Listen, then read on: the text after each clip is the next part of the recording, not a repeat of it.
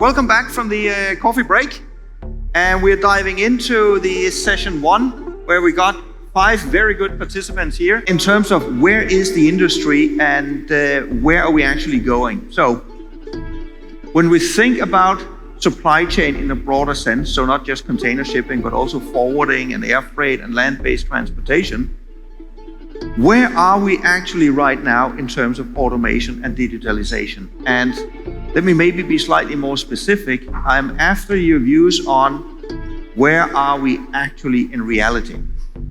And not necessarily what are the hopes and aspirations, but where do you see the industry realistically move within the next, say, 2, 3, 4 years? So in terms of digitalization, we look at it together with sustainability. Digitalization really is at the forefront of the corporate strategy in which DHL as an organization, when I say DHL Group, across all of the different business units, how we drive the business forward.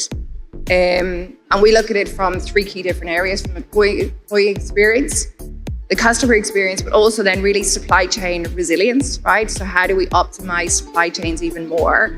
And the core element of it really comes down to how good are we at managing data, right? How good are we providing customer experience?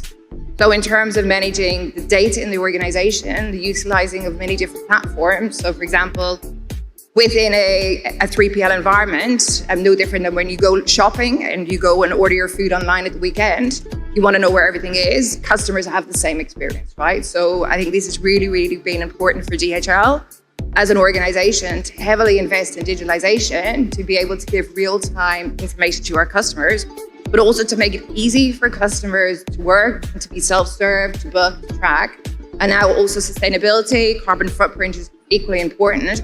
It gives them added advantages really to delve into that element of it. When we look at digitalization, DHL has what we call a trend radar. So we look at social and business trends, and we also look at technology trends. We look at it from the 0 to 5 years and 5 years to 10 years. And Andre, when you spoke about blockchain earlier on, like a few years ago, blockchain was the hype, right? Blockchain is still there. It's still important, and we have use cases in the organization more from an air freight perspective, where we use blockchain today for customers, in particular for spare parts in the automotive industry. But when we look at blockchain in the future, it's still going to be relevant. But I think some of the key things which are more relevant today is AI, right? And AI, artificial intelligence, it's not a new thing. It's something that really DHL has been working on for many, many years, and really taking that to the next level. And I think the opportunity exists, and you spoke about warehousing, is really smart warehousing in the future. How do we get to that? We're in an evolution stage, and it comes down to the countries who've got the capacity, obviously low population, need to automate more. And we see in Europe happening faster than somewhere like in Asia Pacific, in China or India, where it's labor is potentially cheaper, and also in this region. And then also the other key one is the autonomous vehicles for last mile delivery. They're operational in China, not necessarily in this market yet. But I think we see in different markets, there are different stages of growth and evolution. But key is it's important for us, and I think we're on a strong growth trajectory. And COVID, and I'm sure everybody here would agree, has accelerated that for a lot of us, really. Yeah.